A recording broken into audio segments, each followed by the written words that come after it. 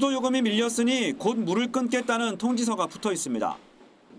어제 새벽 숨진 30대 여성의 집입니다. 지난해 말 세상을 떠들썩하게 했던 이른바 건축왕 소유의 집 2,700여 채 중 한 곳입니다. 전세 사기 혐의로 구속된 건축왕으로부터 보증금 9천만 원을 못 받게 되자 생활고 끝에 극단적 선택을 한 겁니다. 피해자는 보증금이 8천만 원을 넘어 법이 정한 최소한의 보증금도 보장받지 못하는 경우입니다. 숨진 피해자는 정부와 인천시가 운영 중인 전세 사기 피해 지원센터에서 상담조차 받지 못한 것으로 확인됐습니다. 숨진 여성이 살던 한 동짜리 이 아파트는 통째로 경매에 넘어가 주민 대부분이 보증금을 떼었습니다. 한 이웃은 무거운 마음으로 세상을 떠난 피해자를 위로했습니다. 입주민들이 다 힘들고 그렇긴 한데 여기도 좀 더 힘드셨나 봐요. 그래가지고 그러신 것 같은데. 인천에선 지난 14일에도 20대 전세 사기 피해자가 목숨을 끊었는데 사흘 뒤에 또 이런 일이 일어나자 주민들의 충격은 더 큽니다. 이런 비극은 지난 2월 말에 이어 벌써 세 번째입니다. 전세 사기 피해자와 관련 단체들은 오늘 인천에서 전국 단위 대책위원회를 출범시킬 예정입니다. 지난 14일 저녁 8시쯤 인천 미추홀구의 한 빌라에서 20대 남성이 숨진 채 발견됐습니다. 함께 살던 지인의 신고를 받고 출동한 경찰은 남성이 극단 선택을 한 것으로 추정하고 있습니다. 남성은 살고 있는 집이 경매에 넘어간 뒤 전세 보증금을 모두 돌려받지 못한다는 사실에 처지를 비관한 것으로 알려졌습니다. 배당 신청하면 돈이 다 나오는 줄 안 거예요. 근데 이제 그게 아니라는 걸 이제 시간이 지나면서 알게 된 거죠. 해당 빌라에 사는 다른 80여 세대도 경매 절차를 밟고 있는데 경매 이후에 전세 보증금을 모두 받을 수 있는지 정보를 찾는 일은 피해자의 몫이었습니다.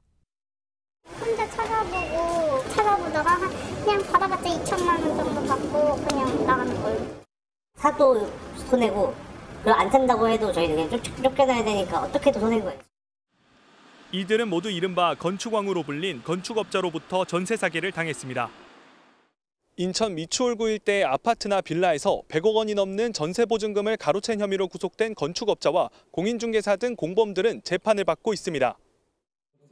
지난 2월에도 인천 지역에서 전세 사기 피해를 입은 남성이 극단 선택했습니다.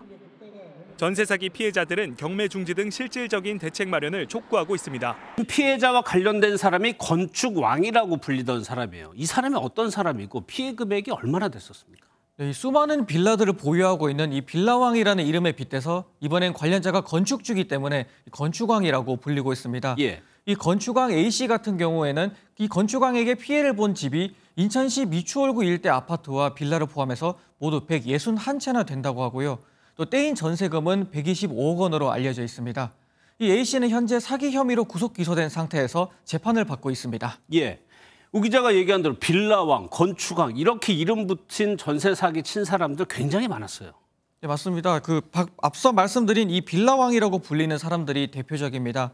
먼저 첫 빌라왕이라고 거론됐었던 김모 씨 같은 경우에는 수도권에만 1,100여 채를 보유하고 있었는데 이 사람이 숨지게 되면서 돈을 받을 수 없게 된 피해자들이 대거 나왔었습니다. 예. 여기에 수도권에 200여 채를 보유하고 있는 강서빌라왕 정모 씨라든지 인천에 수십 채를 보유한 청년 빌라왕 송모 씨라는 사람도 있었는데 이들 모두 숨진 상태입니다. 경찰은 이들 숨진 빌라왕들이 공모를 냈고 또 관련자들이 더 있을 걸로 보고 수사를 진행한 결과 추가로 5명을 입건했는데 이 모든 피해자들에게 같은 경우에는 170억 원가량의 피해액이 확인되기도 했었습니다. 예. 이 밖에도 빌라의 신이라든지 또 빌라왕자, 광주빌라왕 같은 유사 범죄들이 잇따라 알려졌는데 지난해 말 경찰은 관련 전세 사기 360건을 적발해서 800여 명을 검거했고 이 중 78명을 구속했다고 밝힌 바 있습니다. 예.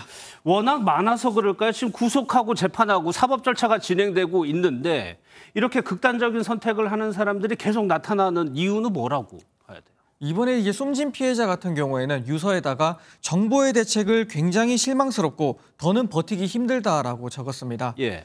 떼인 전세 보증금을 못 받고 있는 것도 문제지만 집이 당장 경매로 넘어가면서 집에서 쫓겨나고 있는 상황이 생긴다는 겁니다. 이 피해자들이 직접 경매로 집을 낙찰받으려고 하는 경우도 있겠지만 그렇지 못하고 다른 투자자에게 집이 넘어갈 경우에는 퇴거를 요구받게 되는 상황이라는 겁니다. 어제도 경매꾼들에 의해 매각되는 세대가 여러 세대 나왔습니다. 이들 또한 빠른 퇴거 압박에 제대로 된 지원책 없이 쫓겨나가야 합니다. 이 전세 대출 연장이 거절되는 사례들이 계속 나오고 있는 것도 지적이 되고 있는데요. 이 피해자들은 예방도 중요하지만 현재 피해자들의 채권을 국가가 매입해주는 이제 특별법이 통과된다든지 이런 식의 현실적인 대책을 주문하고 있는 상황입니다. 버티기 힘들다. 지난달 28일 극단적 선택을 한 30대 남성이 유서에 남긴 것으로 전해진 문구입니다. 이 남성은 이른바 건축왕으로 알려진 건축업자와 전세 계약을 맺은 집이 최근 경매에 넘어가면서 보증금을 못 받게 됐습니다.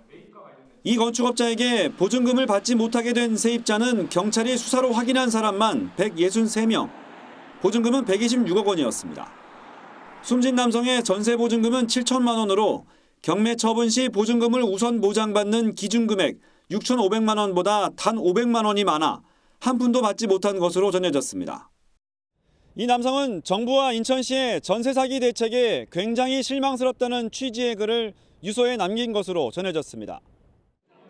정부가 지난해 12월 은행권을 통해 피해자들의 대출 기한을 최대 4년까지 연장해 주겠다고 했지만 숨진 남성은 기한 연장을 거부당한 것으로 알려졌습니다.